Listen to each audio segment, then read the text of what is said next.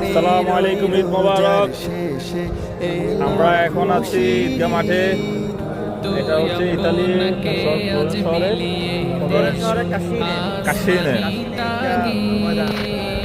সবচেয়ে দুঃখের বিষয় হচ্ছে যে নামাজ পড়ার জন্য ওরা কোনো জায়গা দেয় না, শুধু ঘাসের উপরে ভিজা এই গাছ। আলহামদুলিল্লাহ প্রচুর মানুষ হয়েছে।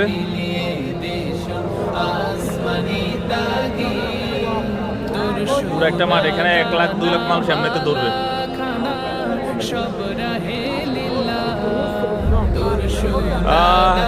অনেক হাজার হাজার মানুষ আছে, কিন্তু আপন মানুষ খুব কম আর কি। এটা আমার রুমমেট, এটা ভাই আরবিন ভাই, মিলিনিয়র একটা কোম্পানির বর্তমান মালিক।